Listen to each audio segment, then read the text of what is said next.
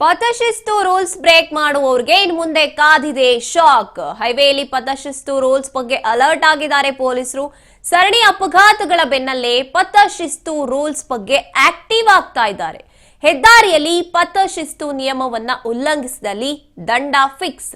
Haveri police ಇಲಾಖೆ ವತಿಯಿಂದ ಈ ಬಗ್ಗೆ ಕಟ್ಟುನಿಟ್ಟಿನ ಕ್ರಮವನ್ನ ಕೈಗೊಳ್ಳಲಾಗ್ತಾ ಇದೆ. ಇನ್ನು ಈ ಬಗ್ಗೆ ಬೆಂಗಳೂರು ಟು ಪುಣೆ ರಾಷ್ಟ್ರೀಯ ಹೆದ್ದಾರಿ 48ರಲ್ಲಿ ಎಚ್ಚರಿಕೆಯನ್ನ ಕೂಡ ನೀಡಿದೆ. ಭಾರೀ ಗಾತ್ರದ ವಾಹನ ಸವಾರರಿಗೆ ಎಚ್ಚರಿಕೆಯನ್ನ ಪೊಲೀಸರು ನೀಡಿದ್ದಾರೆ. ಇನ್ನು ವಾಹನ ಸವಾರರಿಗೆ ಕರಪತ್ರಗಳನ್ನ ಹಂಚಿ ಪಥಶಿಸ್ತಿನ ಬಗ್ಗೆ ಎಚ್ಚರಿಕೆಯನ್ನ ಕೂಡ ನೀಡಲಾಗಿದೆ. ಟೋಲ್ಗಳಲ್ಲಿ ವಾಹನಗಳ ಗ್ಲಾಸ್ಗೆ ಕರಪತ್ರಗಳನ್ನ ಅಂಟಿಸಿ ಎಚ್ಚರಿಕೆಯನ್ನ ಸಿಬ್ಬಂದಿ ನೀಡಿದ್ದಾರೆ. ಇನ್ನು ಬಂಕಾಪುರ ಟೋಲ್ನಲ್ಲಿ ಎಚ್ಚರಿಕೆಯನ್ನ ಯಶೋಧ ವಂಟಗೋಡಿ ಅವರು ನೀಡಿದ್ದಾರೆ.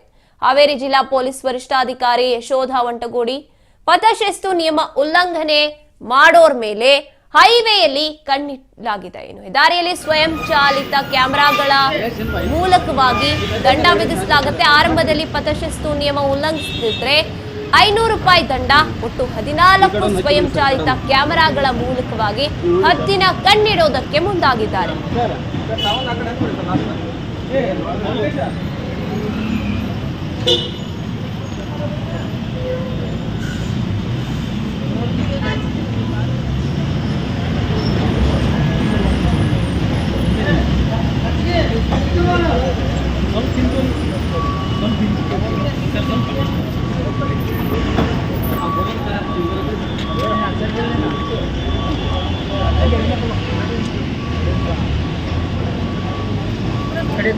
लास्ट ಒಂದು